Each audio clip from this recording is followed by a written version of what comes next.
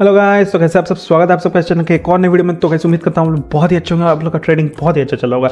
तो गाइस देखो, एक्चुअली होता क्या है ना, मार्केट में कई बार आप लोग पैसा कमा लेते हो लेकिन पैसा को घर नहीं ले जा पाते हो। ऐसा क्यों होता है? क्योंकि आप लोग का साइकोलॉजी वीक है। आप लोग साइकोलॉजी को अपना स्ट्रॉन्ग करने पे फोकस नहीं कर रहे हो। आप लोग सारी लर्निंग ले रहे हो लेकिन साइकोलॉजी पे भी काम करना उतना ही इंपॉर्टेंट है जितना आपका मार्केट का लर्निंग लेना है। तो अगर ट्रेडर बनना है ना, तो आपको बहुत ही इन सारे चीज़ों पर भी वर्क करना पड़ेगा, ठीक है।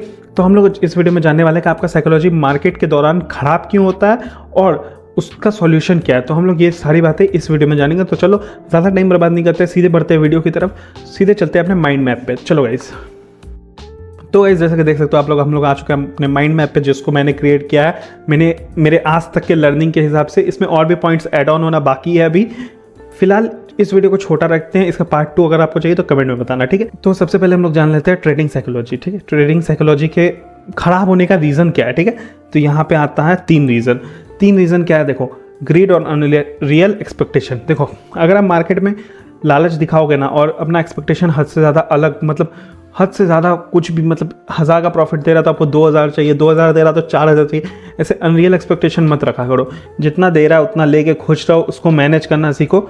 मार्केट में इस तरह से अपने साइकोलॉजी को स्ट्रॉन्ग करो। ये सारी रीज़न होता है। अगर आप ग्रीड और अनरियल एक्सपेक्टेशन रखोगे तो आपका साइकोलॉजी खराब होगा, नंबर्स आगे पीछे होंगे, आपका माइंडसेट खराब होगा, दिमाग खराब होगा और ट्रेड आप गलत टाइम पे एग्जिट करोगे, ठीक है। तो इसलिए ज़्यादा लालच रखने का नहीं भाई, जो प्रॉफिट मिल रहा है उसको मैनेज करते रहो और उससे जब सही टाइम दिखे तो एग्जिट कर जाने का, ठीक है। दूसरा पॉइंट है हमारा स्ट्रेस। देखो, ये ना one of the main point है, मतलब सबसे ज़रूरी पॉइंट है ये। कैसे? अगर आप स्ट्रेस लोगे तो आपका साइकोलॉजी जो है अल्टीमेटली ख़राब होगा, ठीक है। कोई भी काम आप कर लो लाइफ में, कुछ भी, कोई भी बिजनेस कर लो, कोई भी काम कर लो, अगर आप उसको स्ट्रेस लेके करोगे ना तो आपका साइकोलॉजी ख़राब होगा या फिर वो बिज़नेस ख़राब होगा। इनडायरेक्टली या डायरेक्टली वो बिज़नेस ख़राब होगा। तो आप अपने स्ट्रेस को कैसे मैनेज कर सकते हो ट्रेडिंग के दौरान, वो भी हम लोग डिस्कस करेंगे अभी। तीसरा रीज़न होता है इम्पेशेंट। तो भाई देखो, इम्पेशेंट मतलब आप लोग को कभी कभी माइंडसेट में क्या आता होगा ना, मार्केट अगर ऐसा है, रैली कर रहा है ना, तो आप लोग को यहाँ से यहाँ तक प्रॉफिट कमाना है, यहाँ से यहाँ पे भी प्रॉफिट कमाना है, फिर यहाँ से यहाँ भी प्रॉफिट कमाना है, फिर यहाँ से जो गिरा इस पर भी प्रॉफिट कमाना। ऐसा नहीं होता यार, ऐसे नहीं होता ट्रेडिंग, ठीक है। तो पेशेंस रख के अपना सही एंट्री और एग्जिट डिसाइड करना होता है। इसको भी हम लोग डिस्कस करने वाले हैं कि कैसे आप इस सबको सुधार सकते हो। तो चलो अब हम लोग डिस्कस कर लेते हैं सॉल्यूशन एक एक करके। तो सबसे पहले हम लोग डिस्कस करते हैं ग्रीड और अनरियल एक्सपेक्टेशन का सॉल्यूशन क्या हो सकता है। देखो, इसका सॉल्यूशन सिंपल सा है। सॉल्यूशन है कि अपना ईगो को मत लाओ अपने ट्रेड के बीच में। देखो, मार्केट कोई आपका सगा है नहीं जो आपको लॉस नहीं देगा, मार्केट सबको लॉसेस देता है। तो हम लोग को ज़रूरी है कि लॉसेस को छोटा में कट करना और प्रॉफिट पे रैली करना। तो अपने ईगो पे मत आने दो ट्रेड को कि मार्केट मुझे लॉस नहीं दे सकता, मार्केट मेरा है, मैं मार्केट का बाप हूँ, मुझे सब आता है। अगर आपका ईगो ऐड ऑन हो रहा है ना आपके ट्रेड में, तो वो आपको लॉसेस देगा अल्टीमेटली, और लॉन्ग टर्म में आप सर्वाइव नहीं कर पाओगे मार्केट में। तो इतना ईगो ऐड मत करो। चलो अब बढ़ते हैं दूसरे पॉइंट की तरफ। दूसरा पॉइंट है हमारा स्ट्रेस। स्ट्रेस को हम लोग कैसे कम कर सकते हैं ड्यूरिंग ट्रेडिंग। ट्रेडिंग के टाइम स्ट्रेस कैसे कंट्रोल कर सकते हैं। चार्ट देखते टाइम तो ठीक है, आप प्लान करते हो वगैरह, लेकिन ट्रेड लेते ही हाथ कांपने लगता है ना, क्यों? उसको हम लोग कैसे कंट्रोल कर सकते हैं, साइकोलॉजी खराब होने से कैसे बचा सकते हैं, अब हम लोग इसको डिस्कस करेंगे। ये मेन पॉइंट है, इसको आप थोड़ा ध्यान से सुनना, ठीक है। इसमें हम लोग 3 पॉइंट रखेंगे यहाँ पे। सबसे पहला तो देखो, अगर आपको 100 लॉट से ट्रेड करने में या फिर 100 क्वांटिटी से ट्रेड करने में अगर स्ट्रेस हो रहा है, आपको वो छोटा छोटा नंबर में भी अगर ज़्यादा प्रॉफिट ज़्यादा लॉस देख के माइंडसेट खराब हो रहा है ना, तो अपना लॉट साइज़ को डिवाइड बाई 2 कर दो। सबसे पहले तो कम लॉट रहेगा, कम स्ट्रेस होगा। क्यों? क्योंकि आपको ट्रेड लेने के बाद थोड़ा संभलने का टाइम मिलेगा। आप वहाँ पे सही पे एग्जिट, सही पे स्टॉप लॉस वगैरह डिसाइड कर पाओगे अच्छे से एक बार और एनालाइज करके, ठीक है। तो अपने लॉट को कुछ दिन के लिए कम कर दो। धीरे धीरे जब आपको आदत होने लगेगा उसके बाद आप धीरे धीरे लॉट बढ़ाना, ठीक है। दूसरा स्ट्रेस होने का कारण होता है लेस रिसर्च। देखो, अगर आप किसी भी ट्रेड में बिना रिसर्च के कूद जाओगे, किसी भी स्टॉक का ट्रेडिंग बोल लो या इंडेक्स का ट्रेडिंग बोल लो, एफएनओ, कुछ भी, अगर आप उसमें बिना रिसर्च का कूदोगे ना, बिना न्यूज़ जाने की क्या न्यूज़ है, क्या अपडेट्स आने वाला है, अगर आप उसके बिना कूद रहे हो ना मार्केट में, मार्केट का ट्रेंड नहीं जान रहे हो, सिचुएशन नहीं जान रहे हो, तो आपको स्ट्रेस होगा। क्योंकि मार्केट हो सकता है थोड़ी देर तक आपका फेवर में जाए, उसके बाद आपके अगेंस्ट हो जाए। तो आपको अप टू डेट रखना होगा, अपने आप को पूरा फुल्ली प्रिपेयर्ड रखना होगा, इसलिए रिसर्च करना पड़ेगा आप लोगों को, ठीक है। इससे भी आप लोग अपना स्ट्रेस को बहुत हद तक मैनेज कर सकते हो। तीसरा, ये सबसे मेन इंपॉर्टेंट पॉइंट होगा यहाँ पे स्ट्रेस को मैनेज करने के लिए, कॉन्फिडेंस इन ट्रेडिंग प्लान। क्या होता है ना, देखो, मार्केट एक वेव में मूव करता है, ऐसे ऐसे मूव करता है, ठीक है। तो कभी भी ज़रूरी नहीं है कि आपका यहाँ पे ट्रेड लेते ही आपको प्रॉफिट दिखा दे, यहाँ से ही बूम कर जाए।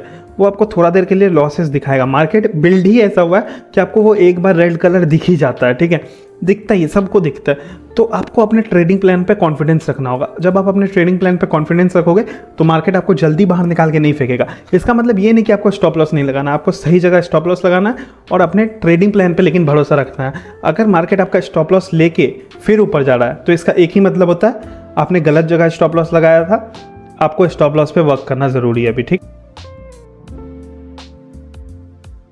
इम्पेशेंट में बहुत सारे पॉइंट आ रहे हैं क्योंकि ये इंपॉर्टेंट है भाई। ये एक बिगनर ट्रेडर के व्यू से बना रहा हूँ मैं कि बिगनर ट्रेडर को हेल्पफुल हो, तो ये और थोड़ा इंपॉर्टेंट हो जाता है। इम्पेशेंट अगर आप हो, ठीक है, आपके अंदर पेशेंस नहीं है, आप अपने प्रॉफिट को भी लॉस में कन्वर्ट कर दे रहे हो ना, तो ये आपके लिए बहुत इंपॉर्टेंट पॉइंट होने वाला है। तो यहाँ पे देख लो, सबसे पहले आप अपना रूल बना लो, no setup no trade.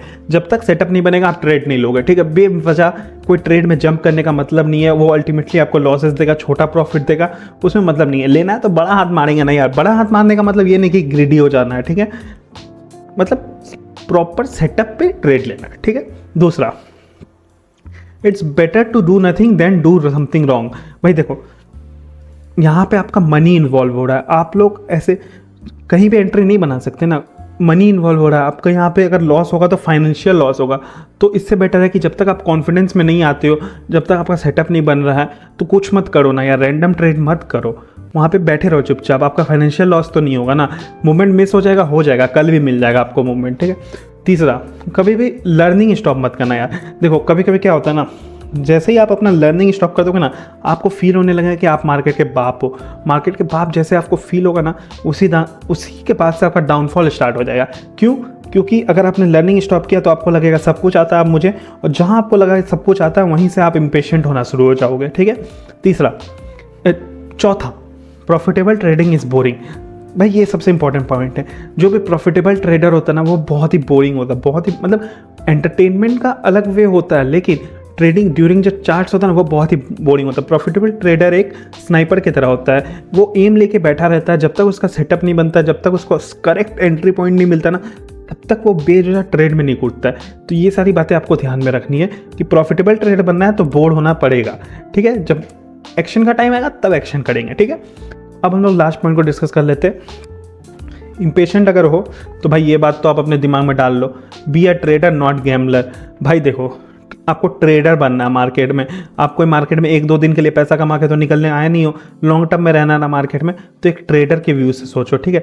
Gambler क्या होता है, एक दिन में इसको पैसा कमाना है, एक ही दिन में निकलना है इसको, ऐसा व्यू मत रखो। लॉन्ग टर्म पे सोचो, लॉन्ग टर्म विजन रखो, ठीक है। लंबे रेस के घोड़े बनो, ऐसे छोटा छोटा प्रॉफिट लेके अपने आप को सस्टेन करो मार्केट में। जब टाइम आएगा बड़ा प्रॉफिट भी मिलेगा, लेकिन ऐसे गैम्बलर जुआ खेल के मतलब नहीं है। तो गाइस, उम्मीद करता हूँ आप लोगों को वीडियो बहुत ही पसंद आया होगा। वीडियो अगर पसंद आया तो वीडियो को लाइक करना, कमेंट में बताना आपको इस वीडियो से क्या समझ में आया, और अगर आपको इसका नेक्स्ट पार्ट चाहिए तो नीचे कमेंट में लिख देना। और guys, thank you for watching, happy trading.